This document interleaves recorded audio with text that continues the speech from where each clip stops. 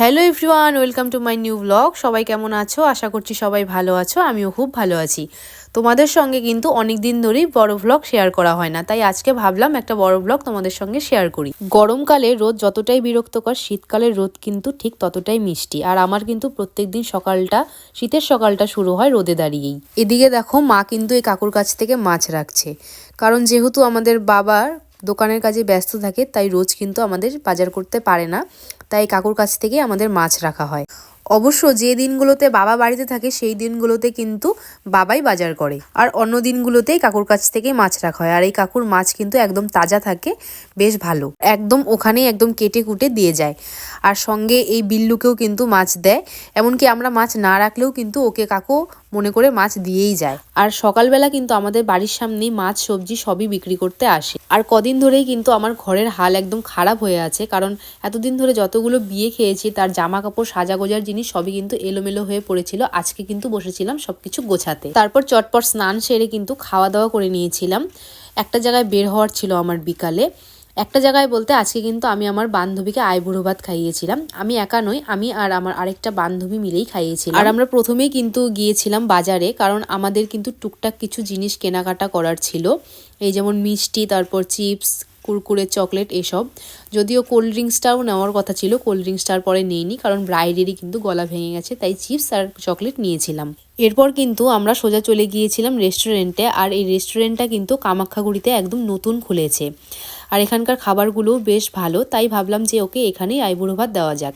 আর কাছাকাছি ভালো রেস্টুরেন্ট কিন্তু আর কামাখ্যাগুড়িতে নেইও, যা আছে সবই দূরে, সেখানে যাওয়াও কিন্তু আমাদের সবাই যেহেতু মেয়ে, সবার পক্ষে পসিবলও না, তাই ভাবলাম এখানেই দেওয়া। আর এদিকে কিন্তু প্রিয়াঙ্কা দেখো ফোন করে পূজার কাছ থেকে জেনেই নিচ্ছিল যে ওর আসতে আর কতক্ষণ লাগছে।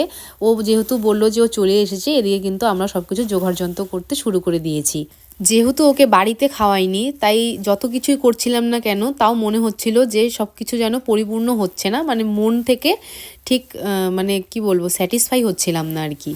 আর এদিকে কিন্তু আমার বান্ধবী মানে ব্রাইড চলেও এসেছে, আর আমরা যতটুকু পেরেছি ওকে খুশি করারই চেষ্টা করেছি।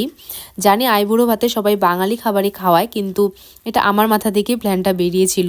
জানি না কতটুকু কি করতে পেরেছি বা কতটুকু খুশি হয়েছে, কিন্তু তাও আর কি। ও যেহেতু চাউমিন, মোমো মানে ফাস্ট ফুড বলতেই ও খুবই ভালোবাসে খেতে আর কি, তাই ভাবলাম যে ওকে কিন্তু এসব দিয়ে আইবুড়ো ভাত দেওয়া যাক। হয়তো বেশি খুশি হবে, জানি না ও সত্যিই খুশি হয়েছে কিনা, এটা আমার মাথারই বুদ্ধি। আর আমি যখন প্রিয়াঙ্কাকে এই প্ল্যানটা বলেছিলাম, ও কিন্তু আমার সাথে দিয়েছিল, তাই ভাবলাম যে তাহলে দেওয়া যেতেই পারে, সবার থেকে না হয় একটু আলাদাই হলো। আর আইবুড়ো ভাতে কিন্তু কেউ চাইনিজ মোমো এসব কেউ দেয় না, সেটা আমরা জানি, কিন্তু আমরা একটু আলাদা করেই দিয়েছিলাম। আর এই শাড়িটা ওকে পরিয়ে দিচ্ছিলাম, মানে গায়ে দিয়ে দিচ্ছিলাম। ও তখন বলছিল তুই কি এটা বউয়ের মতো করে দিবি? আমি বললাম যে হ্যাঁ, যেহেতু তুই নতুন বউ, তোকে বউয়ের মতো করেই দেবো।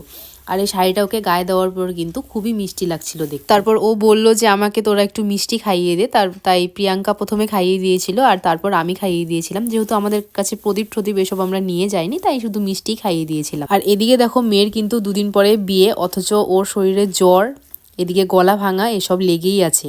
ঠিক করে কিন্তু ও কিছু খেতেই পারছিল না, সব কিন্তু আমাদের সঙ্গে শেয়ার করে খেয়েছে।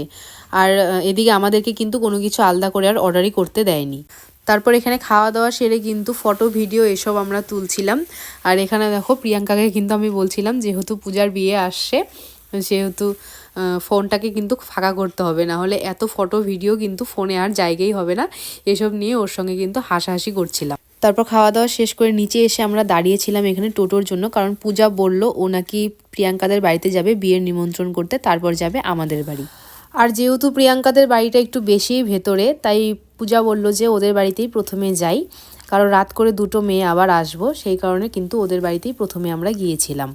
ও কিন্তু নিজে হাতেই সবাইকে কার্ড লিখে দিচ্ছিল, আর ও কিন্তু সেই ছোটোবেলার বান্ধবী, তবুও কিন্তু আমার অ্যাড্রেস ও ভুল লিখতে যাচ্ছিল। তারপর কিন্তু ওদের বাড়ি থেকে বেরিয়ে সোজা চলে এসেছিলাম আমরা আমাদের বাড়িতে। ও কিন্তু আমাদের বাড়িতে এসেও কার্ড দিয়েছিল, কিন্তু আমাদের বাড়িতে কিন্তু বেশিক্ষণ একদমই বসেনি। কিছুক্ষণ বসে কার্ড দিয়ে মা বাবার সঙ্গে কথা বলেই কিন্তু ও বেরিয়ে গেছে। আর আজকের ভিডিওটা কিন্তু এই পর্যন্তই ছিল। যারা দেখছো তারা একটা সাবস্ক্রাইব করো। Thanks for watching, by.